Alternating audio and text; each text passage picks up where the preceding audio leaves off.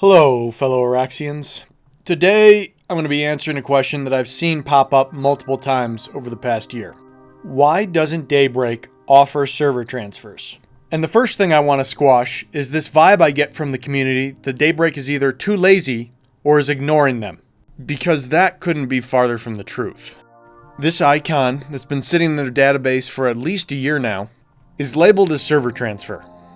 That means they went so deep into the process of adding this functionality that they even had art assets drawn up for it. I think in a lot of people's minds it's a no-brainer. Charge $50 and players can hop around server to server. And some people have even suggested that just let us play on any server at any time. And neither of these options are realistic or feasible. And it comes down to opportunity cost, server health, and player perception. Now, Planeside 2 isn't a big enough game to spend the resources to make the system fully automated. I expect it's some sort of engineer that manages the database that runs a script every time they get a request for a name change or the potential idea of a server transfer. And only getting $50 to pull this guy off of whatever his main priority is barely break even. They might even lose money on that transaction. To make it some sort of cash flow transaction for Daybreak Games, they'd have to be charging $200. And then they'd get a massive backlash from the community saying, "You're intentionally making this so expensive that it's out of people's reach." So the opportunity cost of having any employees spend time on executing server transfers makes it so this would never be something to be put in place as a cash flow functionality. But that in and of itself is not enough to stop them from wanting to add this feature to the game.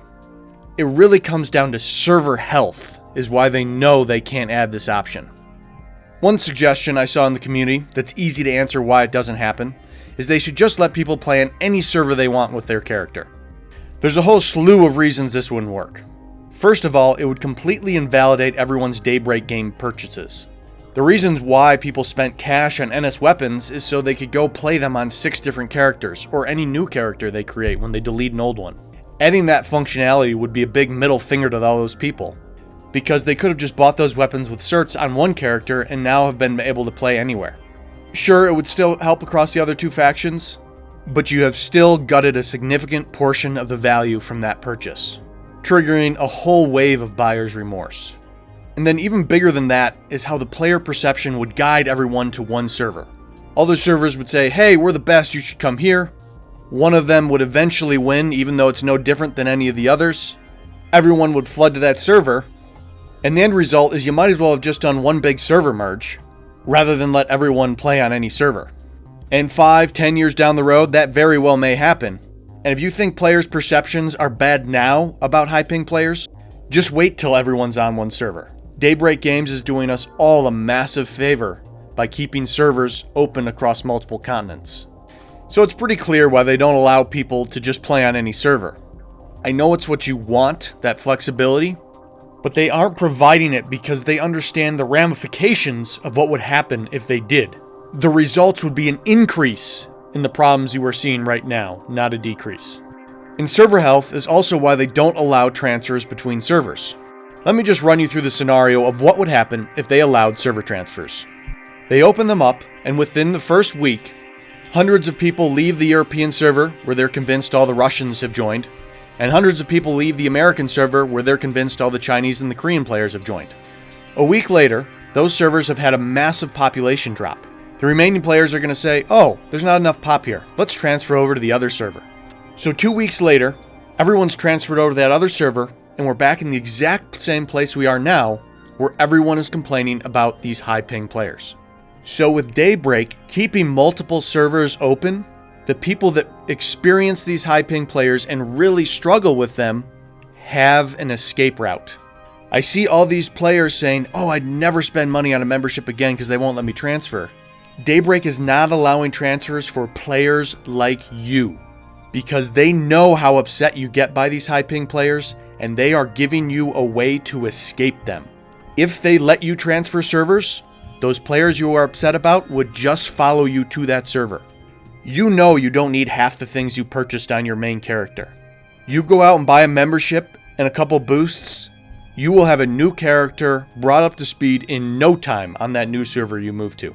And you can leave all those players you don't like behind. So I hope everyone can look deep enough into the situation to see that Daybreak Games didn't avoid bringing server transfers because they're lazy or they're not listening, but because they stopped, they analyzed server health, and they said, what would this do to it if we allowed people to jump around between servers? Daybreak could easily merge the servers down to one for the Americas and one for Europe right now.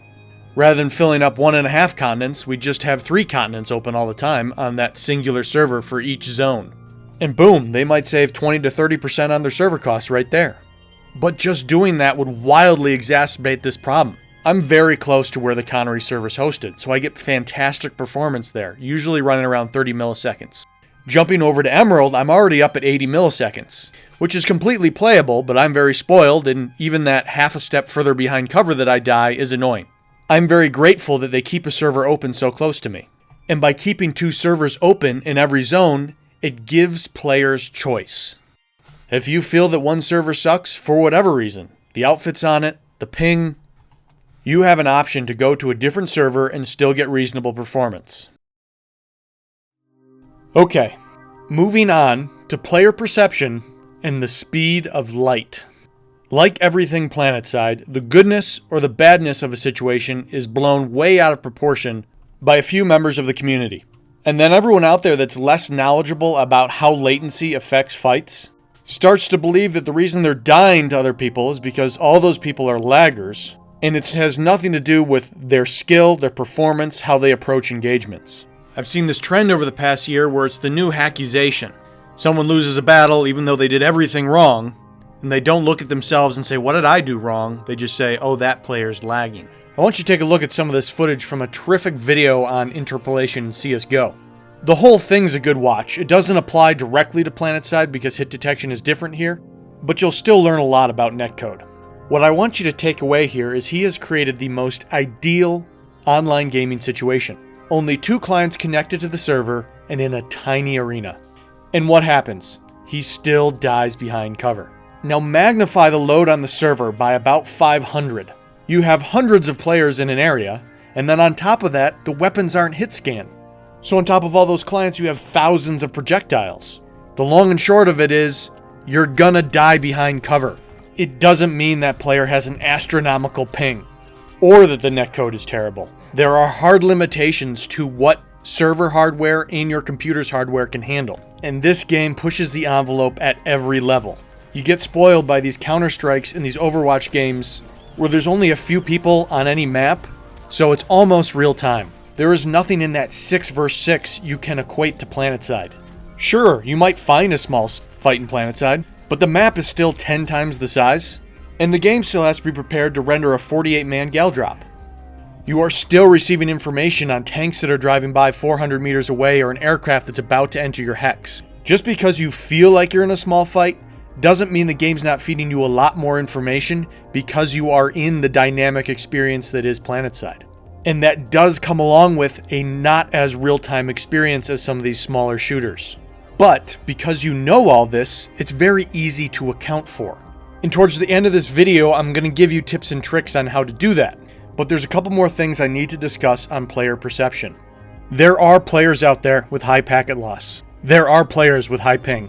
But they are the anomaly and not the norm. And people have the tendency to run into one of those players and then paste that bad experience onto a whole swath of characters. Even though a lot of these guys I run into have rock solid connections. This meme even pastes them as the average, when in reality that player isn't even within 3 standard deviations of the norm. And then I've even watched it go all the way into blatant racism. This video was posted as fighting China, making the assumption that all lagging players are Chinese, when in fact all indications point to this heavily lagging player being a 14-year-old American male that played a total of 45 minutes during American primetime and never touched the game again, with a name that would really only make sense to a native speaker. And again, this video was heavily upvoted by the community because it helps push this narrative that somehow these players from one part of the world are the problem, even though the footage actually points to the problem being the people right next door to the server. The reality of the situation is there's 2 prime times on a server like Connery. 4 p.m. to 10 p.m. Pacific time is a very normal American prime time, where you get a whole bunch of players that are playing right next door to the server and have great pings. And you get a few anomalies that are more than 3 standard deviations away from the norm, like intense fisting, that have terrible packet loss and terrible ping, and it's a bad experience to play against them. And then we have a second prime time that runs from about 2 a.m. Pacific time to 10 a.m. Pacific. Now, most of these players also have a rock-solid connection, but they usually play at the 100 to 200 ping range. But yes, they also have their own equivalent versions of intense fisting that are anomalies outside of the 3 standard deviations. So if you happen to be a US-based player that wants to play from 2 a.m. to 10 a.m., you can go play on one server that's going to be a ghost town because prime time's over, or you can go play on another server where the combatants are going to have a 100 to 200 ping, but the fights are going to be huge. By keeping multiple servers up, Daybreak Games is leaving you choices. And then one quick comment on lag switchers, which are people that have taken packet loss to the extreme and are now intentionally creating it in order to cheat. I'm fortunate in that I have played for 5 years and I have never encountered a lag switcher. They are certainly out there. I've seen YouTube footage of a definitive lag switch, and obviously it's awful for those people that have bumped into these guys. But again, these people are anomalies. You are not every day going to bump into a guy using a lag switch. I would be surprised if you bump into one once a year. And it would be great if Daybreak could come up with a way to better combat these people, maybe dropping damage when there are extended periods of no communication between the client and server. But again, that requires high-level coding to try to get that into their netcode. And if you're only going to see one once a year, how high should they bump it up on their priority list? I don't have an answer here, but it's certainly not a simple discussion like so many people make it out to be. So if you are a person whose work schedule or school schedule only allows you to play in the middle of the night, and you want to check out the multiple prime times the counter has to offer, I wanted to pass along the tips and tricks on how you can bend people's higher latency to your advantage. So if you rage at the enemy every time you die behind cover, you're placing the blame in the wrong spot. You need to turn it around and look at what you did wrong in that engagement. In reality, high ping players are easy farm for you. They are at a massive disadvantage because they are getting all the information later than you. And this applies to every shooter, but especially with Planeside, you have to understand that what you see in game happened a half second ago. So in this engagement coming up here, I will have lost it before it even started. And I know that, so you're going to see me bail halfway through the engagement.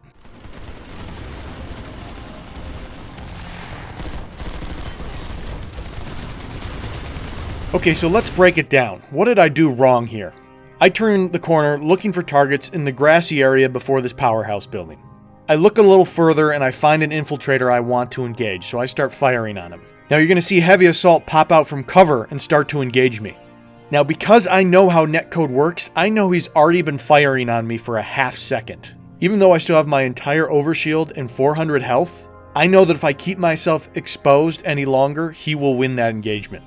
So I'm going to break that line of sight, reset, and start that engagement again on my terms. You're going to notice when I get caught off guard or I'm getting shot from behind, my first move is not to turn and fire back. The first thing I'm going to do is juke back and forth a bit. So what he's left with on his screen is trying to whip back and forth to track me.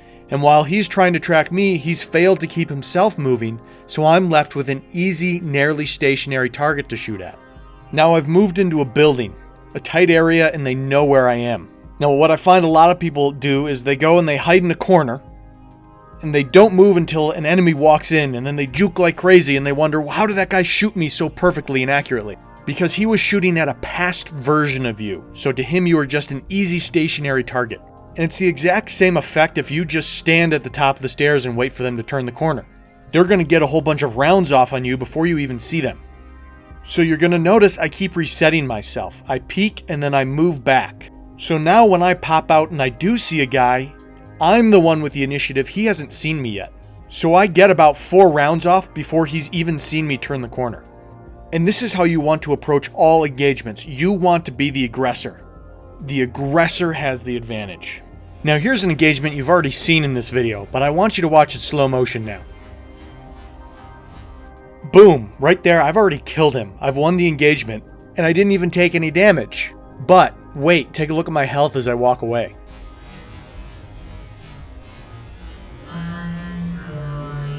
All the rounds that he landed now register on my screen.